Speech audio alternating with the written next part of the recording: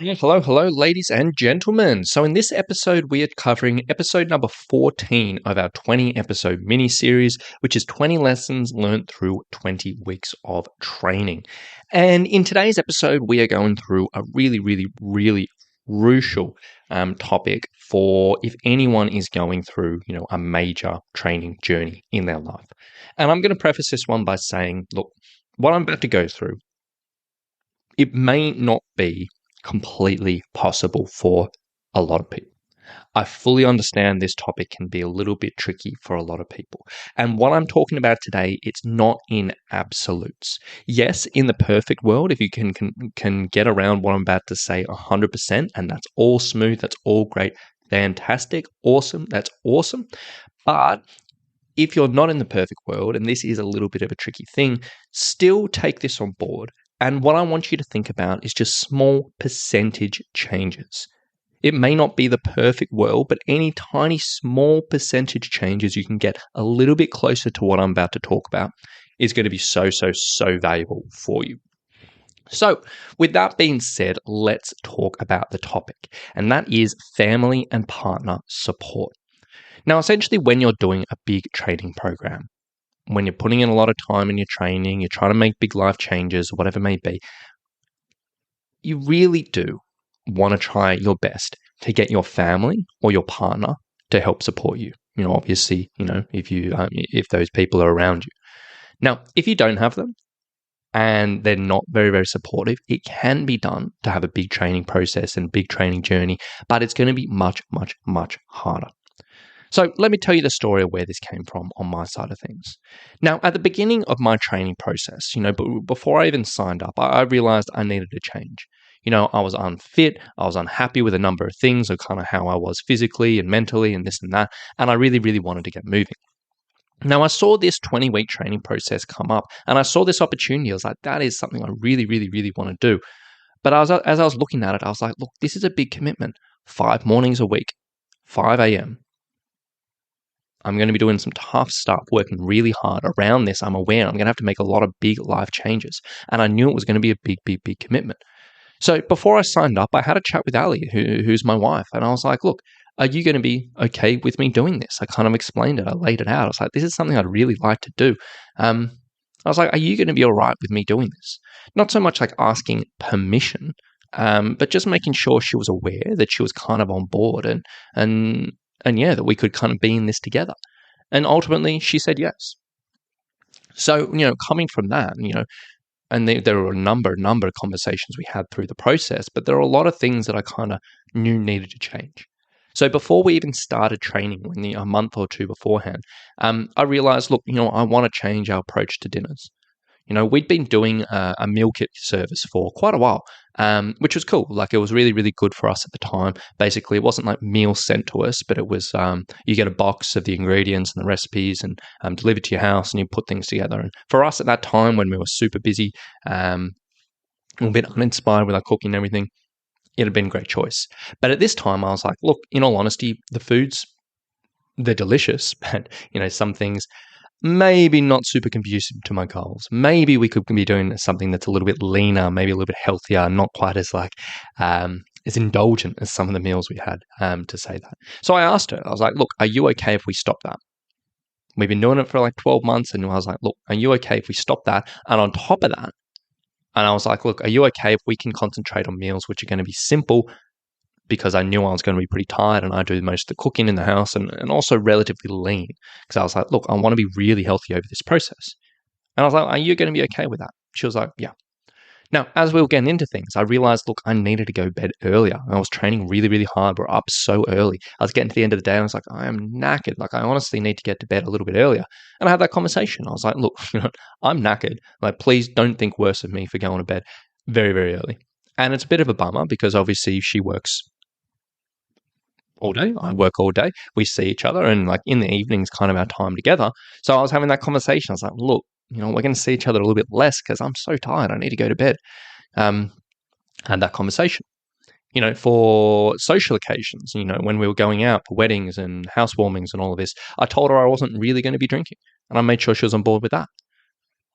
And as I got in further into the process, and I was like, look, you know what? I'm a little bit behind. I need a little bit more work, a little bit more training. I chat with her about going in on Saturdays. When we went away, I told her, look, time's away. I want to keep up my training. I want to still be active. Do you mind if I duck away for an hour or two and do a session or whatever it may be?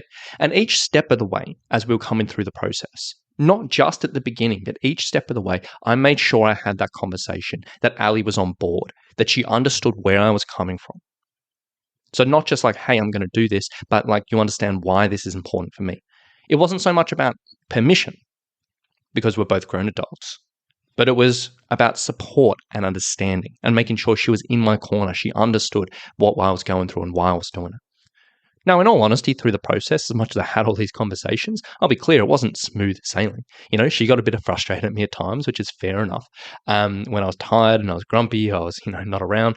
She got a bit worried when I was dealing with aches and pains. She got a bit sick of certain dinners if I was just doing really simple things some nights when I had whatever. And she, missed getting pizzas or curries or whatever it may be, which I certainly did as well. But in the grand scheme of things, these things weren't such a big deal. And it was such an important thing for my training journey to have her in my corner. So ultimately, for any hiker listening to this who is training for a big adventure or maybe going through a big training process or trying to make some changes in their life, and if you live with a family member or a partner, kids, husband, wife, partner, parents, whatever it may be, this is so important. You need to try your best to get them on board. You need to make sure they understand not only what you're doing and what you are wanting to do, but why you are doing it. Why is this hike so important to you? Why are these training sessions so valuable for you? Why are you sort of, wanting to be healthier or whatever it may be? You need to get their support. Now, a few classic examples of this is waking up early to train. Like a lot of people will be like, look, you know what? I just cannot fit in training during the evenings. It just doesn't happen. Maybe I got to cook dinner. Maybe I'm just really tired or whatever it may be. So, I'm going to try and get up a little bit earlier to train. And one of the hardest things I've seen a lot of my hikers struggle with, particularly if they live with a partner, is in the mornings, either the partner will not be supportive of it and they'll kind of pull them back into bed, or they, will get upset that the alarm's going off early or whatever it may be.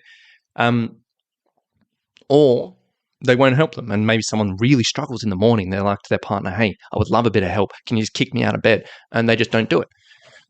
But on the other side of things, if the partner's in the corner, they give them the little shove out of the bed or can be understanding that you're getting up earlier and disappearing, whatever it may be, it goes such a long way.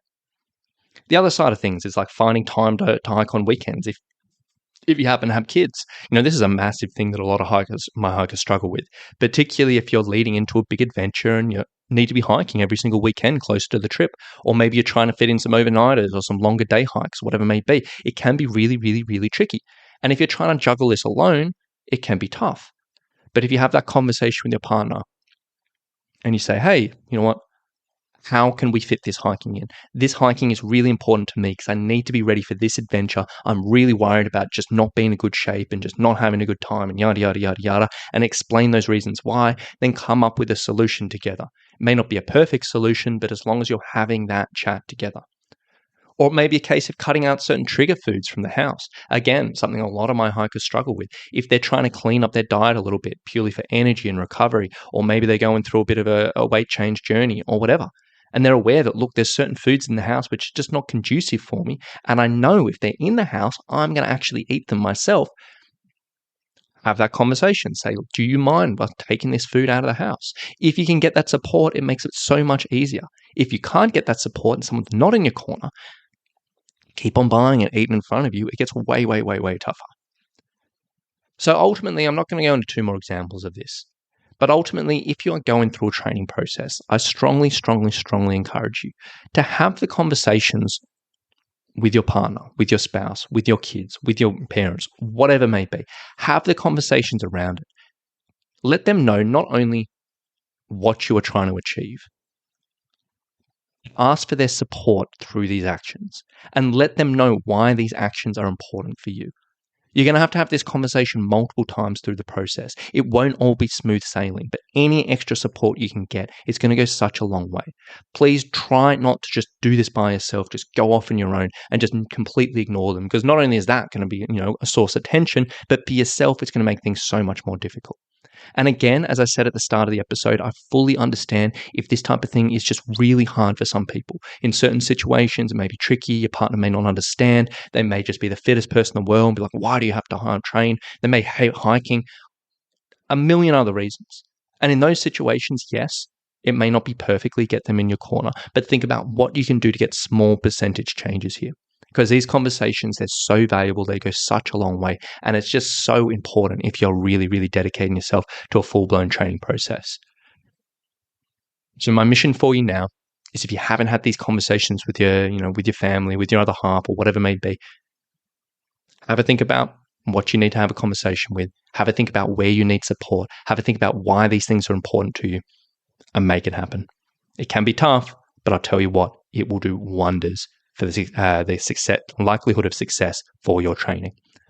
So with all that being said, I hope you got a bit out of this today. I hope it helps a few people, and I hope it gets a few potential partners and family members in your corner. So thank you so much for listening, and we'll talk to you very, very soon. Bye.